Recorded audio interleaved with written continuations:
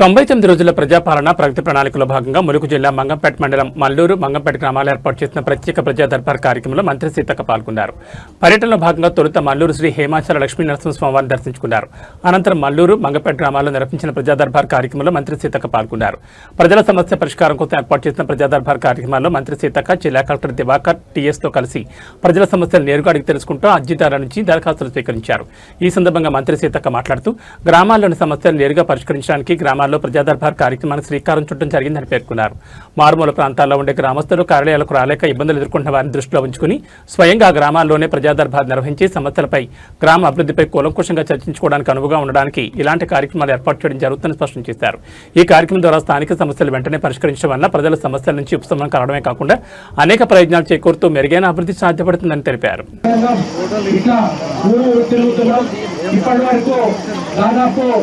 ఆరు ఊర్లలో ఈ కార్యక్రమం జరిగింది. 6 ఊరు అంటే జరిగింది.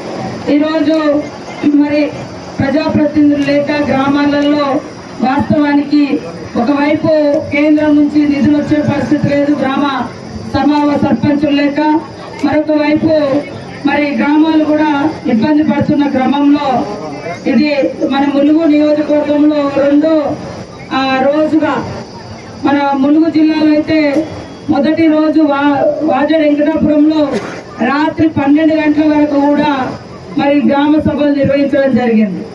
ఆ తర్వాత మొన్న మరి మన సర్వాపురం రాయనగూడెం అని ఏజెన్సీ ప్రాంతాలలో దాదాపుగా 8 గ్రామ పంచాయతీలను కవర్ చేయడం జరిగింది.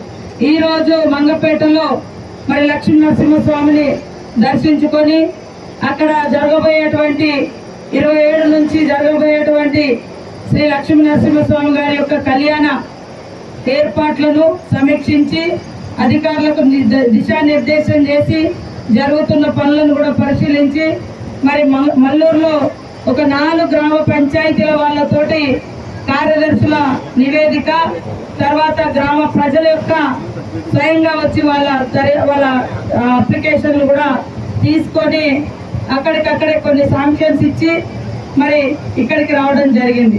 ఇక్కడ కూడా బోర్ నర్సాపురంలో 2 కోట్లతోటి గోదావరికు ఆ గ్రామ రైతుల కోసం 2 కోట్లతో మరి బీటీ రోడ్డు నిర్మాణం కూడా చేపట్టడం జరుగుతుంది. ఈరోజు ఇక్కడ ఈ యొక్క కార్యక్రమంలో నాతో పాటు అన్ని కార్యక్రమాల్లో పాల్గొన్నటువంటి మన జిల్లా అభివృద్ధి ప్రదాతగా నిజంగా యాక్టివ్గా ఉంటూ ఏ అధికారి అందుబాటులో ఉన్నా ఉండకున్నా మరి కలెక్టర్ మాత్రం పాపం అందరికీ అందుబాటులో ఉండి ప్రతి కార్యక్రమానికి వారు మాతో పాటు ఇవాళ ప్రజాప్రతినిధులు కాబట్టి తప్పకుండా మేము రాత్రైనా పగలైనా తిరగాల్సిందే. కానీ ఈరోజు ఈ యొక్క దర్బార్లో కలెక్టర్ గారు, అదేవిధంగా అడిషనల్ కలెక్టర్స్, ఆర్డీఓ, ఇతర శాఖలందరూ, ఐసిడిఎస్ కావచ్చు, పోలీస్ అధికారులు ఈరోజు ఈ కార్యక్రమంలో ఎస్పీ సుధీర్ కేకన్ గారు, అడిషనల్ కలెక్టర్ ఇప్పుడు మిమ్మల్ని అందరినీ ఒక్కొక్కరుగా వచ్చి మీ భూమి సమస్య కావచ్చు, పెన్షన్ సమస్య కావచ్చు, ఇల్లు సమస్య కావచ్చు, ఊరు సమస్య కావచ్చు, ఏదున్నా కూడా ఇవన్నీ తప్పకుండా మనం పరిష్కరించుకుందామని తెలియజేస్తూ సెలవు తీసుకుంటా ఉన్నాను.